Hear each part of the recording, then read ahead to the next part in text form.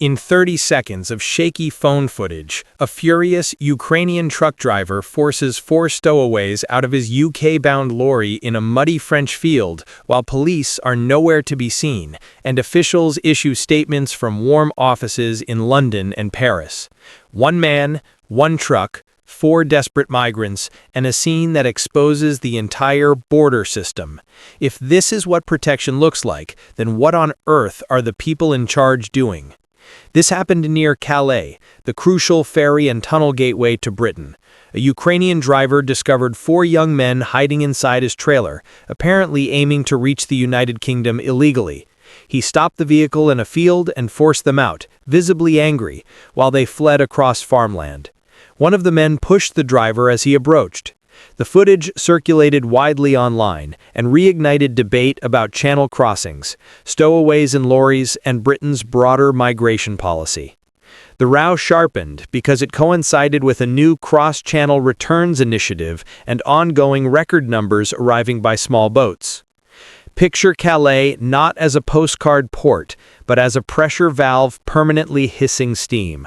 Lorry parks, service stations, hedgerows, and laybys double as staging grounds for men who have traveled through multiple countries, each step a bet on survival.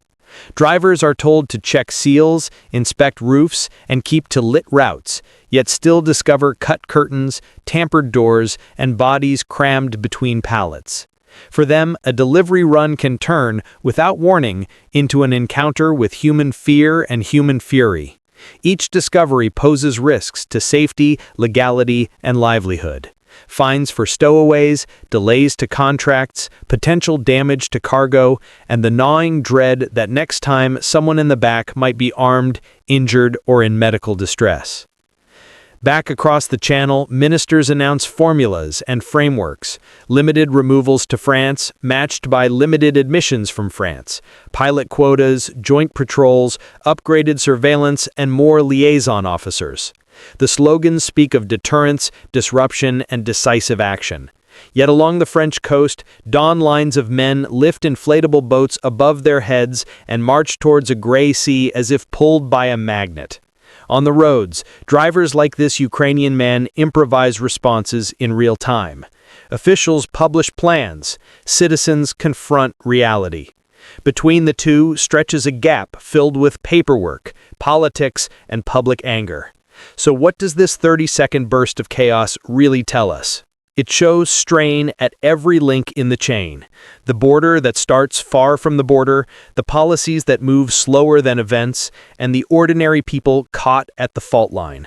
Now, let us put emotion to one side and test the arguments. What follows is a conversation that older Britons deserve: calm, thorough, and unflinching. Let us begin with the obvious. A driver should not be acting as an ad hoc border officer.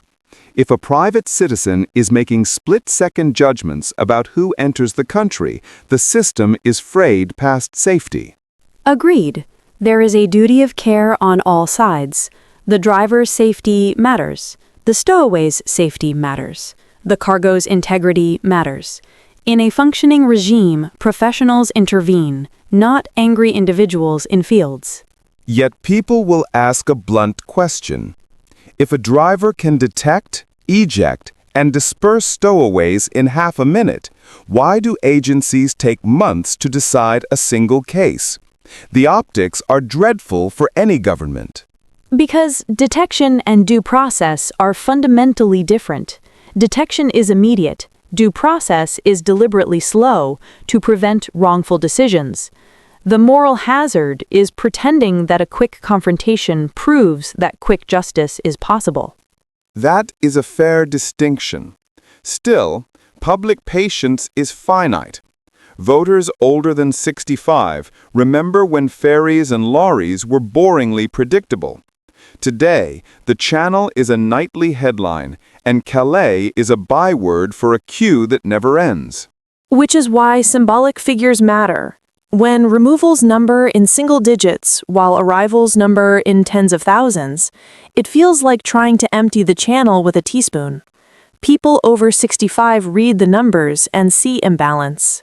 Let us unpack the road reality first.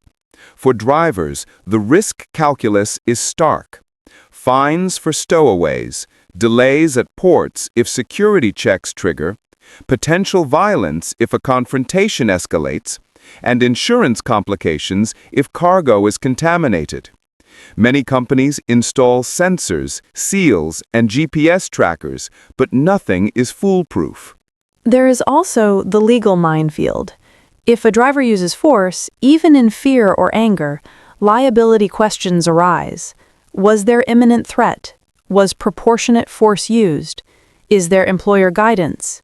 Are local authorities responsive? These are not academic points when tempers flare and cameras roll. Shift to the coast. Patrols increase. Crossings increase. Technology improves. Smugglers adapt. The channel is narrow, the coastline long, and the incentives powerful. Push factors from conflict and poverty collide with pull factors of language, diaspora, and perceived opportunity. And there is the French puzzle. Critics claim passive observation on beaches. Defenders argue that disruption on sand simply moves launches downshore and increases risk at sea. Policing a coastline minute by minute is not like checking tickets at a station. It is attrition. Now to the political theater. A bilateral returns and admissions mechanism promises symmetry and control. In practice, early numbers look tokenistic. That gap between promise and throughput becomes a political vulnerability, especially with an older electorate that prizes competence. Competence includes candor. Governments rarely say the quiet part aloud, that no modern democracy has fully solved irregular maritime migration. Not Australia without controversial offshoring, not Mediterranean states despite hardening, not the United States along its southern border. Britain inherits the same geometry: long coast, short strait, high demand. So what works? Evidence suggests several levers must run together or none delivers. First, accelerated, legally robust casework that concludes in weeks, not years. Second, visible, certain returns for clearly inadmissible claims. Third, clearly signposted safe and legal routes for defined categories so that the most vulnerable have a queue to join rather than a boat to board. Fourth, targeted economic and criminal disruption of smuggling networks. Bank accounts, vehicles, launch sites, and digital recruitment channels. Fifth, portside hardening that is consistent and predictable. Lighting, fencing, canine units, randomized checks that are genuinely random. Sixth, proper driver protocols and rapid response hotlines so that civilians are not forced into dangerous improvisation. Older Britons will ask a practical follow-up. What about costs? The answer is blunt. Chaos is already expensive. Hotel bills, emergency medical care, legal backlogs, maritime search operations, cargo delays, and policing. A system that is faster and fairer often proves cheaper precisely because it finishes the job. There is also the humanitarian ledger. People in dinghies are not abstractions. Many are young men, yes, but they are still mortal. A policy that reduces crossings reduces funerals. A policy that provides limited lawful alternatives reduces the market for death at sea.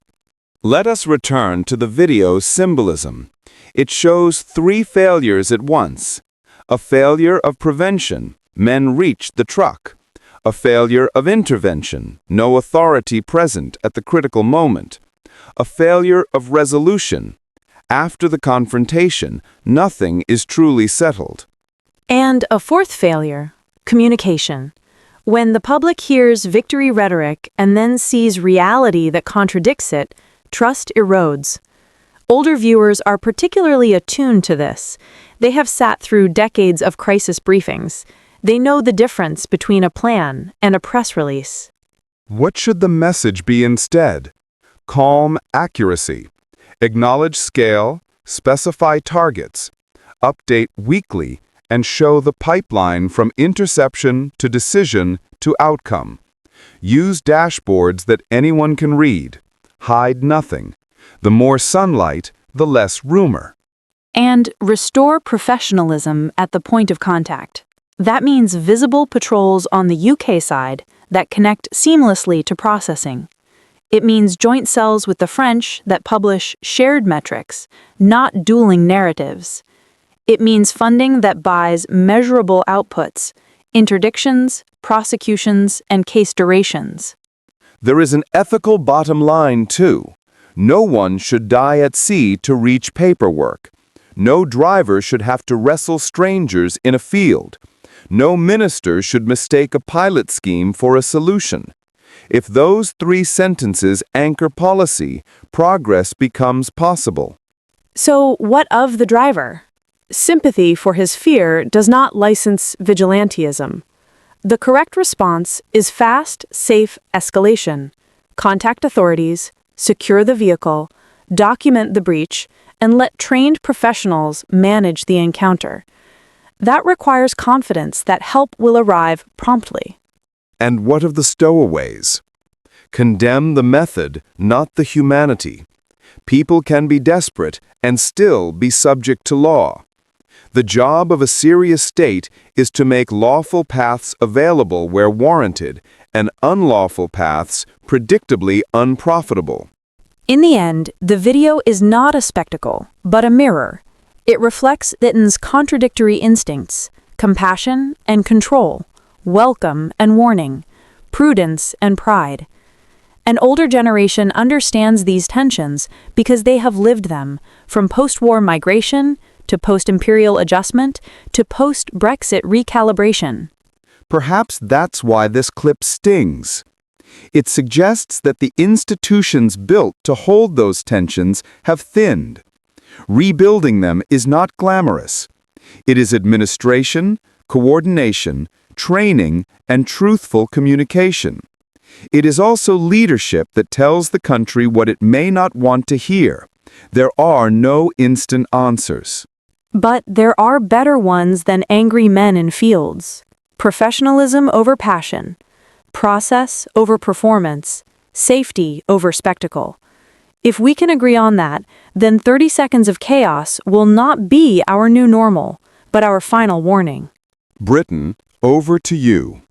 When ordinary drivers start doing the work of border control, has the state failed in its duty? Or is this the unavoidable reality of a world on the move? Say so in the comments, respectfully but firmly. For clear, unflinching coverage without theatrics, subscribe to Alert View and activate the bell icon. New investigations go live every week, with the facts first and the noise second.